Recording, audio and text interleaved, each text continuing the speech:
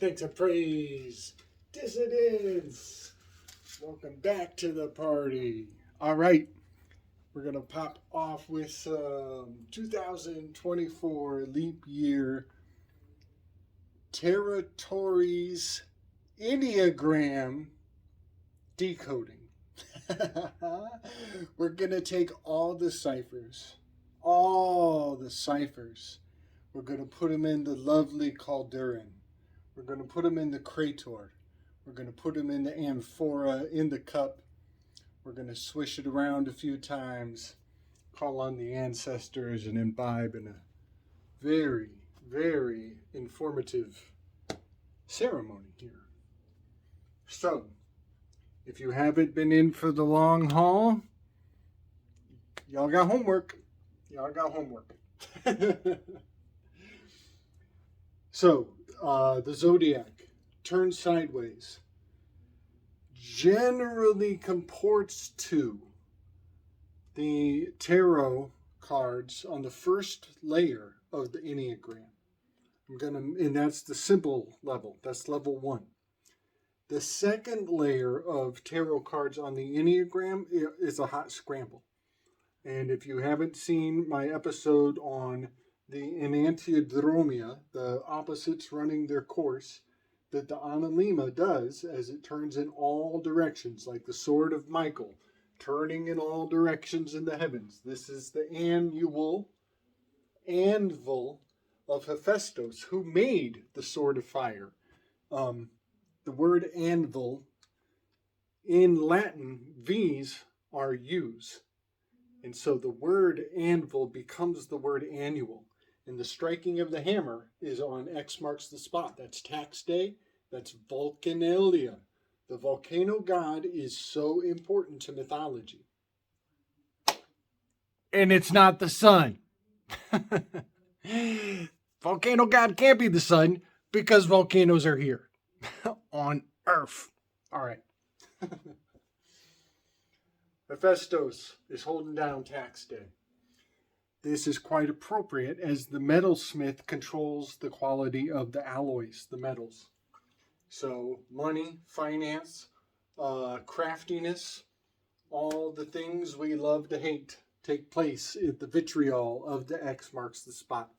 Passover on one side with your taxes drops down. This is Vulcanalia, and then Vulturnalia strikes the X. On the rising aspect is right near Prometheus, who is Andromeda, chained essentially at the spring equinox. But Andromeda is also incorporated into Pegasus, so it's an incredibly long constellation. And the Vulturnalia crashes down on Prometheus, like the vultures, eating his liver out forever and ever in perpetuity. So, we just crossed the equinox. We just crossed the aspect of Andromeda. She's chained to 2 pillars, a Joaquin and a Boaz. She's locked in place. The chains are very clear. Her head is inside of the horse. So there's a character inside of a horse. Pegasus is totally the Trojan horse. It's totally the Trojan horse.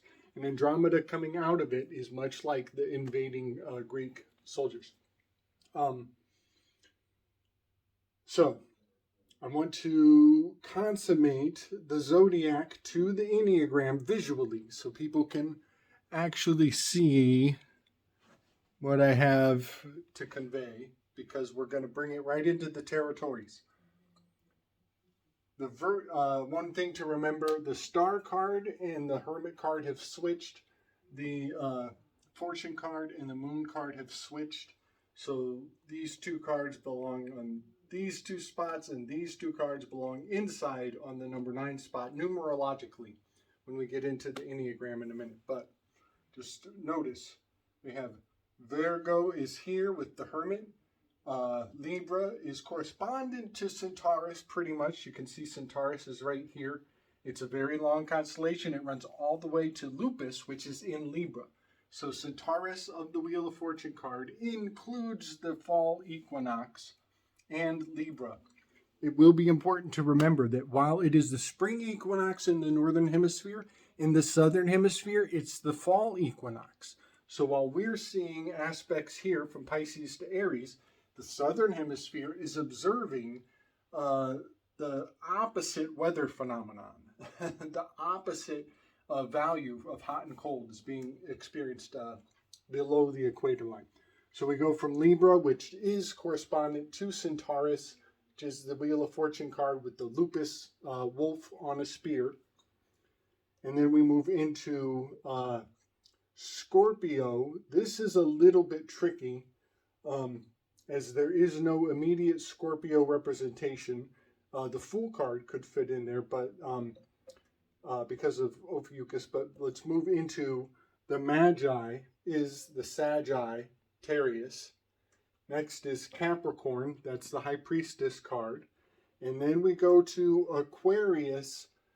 Again, this is a little bit tricky. Aquarius is star card and tower card. But we're on the first pass. This is the depth of the winter, the darkest, longest nights. This is the crossing the abyss.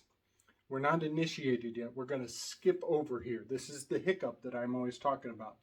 Next is the Pisces. This is going to be the Empress card. And then we go into Aries, which is the Emperor card right here. And then we go into Taurus, which is the Hierophant card. We go Gemini, which is the Twins Lover card here. Cancer right here comes to the Chariot card. And then Leo up here is the Controller, and we're full circle. Now let's look at the map. United States map on the Enneagram turns sideways very, very distinctly. This is quite a profound correspondence to take the territories map and work it into the Enneagram. Things are going to a whole new level. And with elections on the horizon, I see the United States map as an increasingly valuable voodoo doll, pincushion, homunculus. They're going to be showing graphics of the United States and different colors of states lighting up, and maybe the South is going to secede, maybe Texas is going to get pissed off and lose their shit. This map is going to be more and more important for this leap year, which we are locked in place as Pluto has entered into Aquarius permanently. Texas is going to be a heavy-hitting aspect of the map. Okay, so something that is really phenomenal. I'm just going to bring this graphic forward. I'm not even going to say very much. I'm about to be on a panel of wonderful researchers. We're going to talk about the shape of the realm. I've discovered a fascinating correspondence to the Tauroctony, the Mithra slaying the bull, which takes place right in Taurus. Let's make sure I get that clear. Taurus is here. Here is Auriga, the charioteer. He's on top of the bull. He's slaying the bull. And he's hitting the bull in the shoulder. That's very important. Because Orion, the next constellation over, has Betelgeuse in its shoulder. So the wound of a shoulder wound of a healer is very profound as an ingredient of the mythology. All right. So I want to turn this. No, real quick. Let's just do it. So we got the Hermit correspondent to Virginia. We're going to talk about that boat. We're going to talk about that bridge. Hermit, Virginia.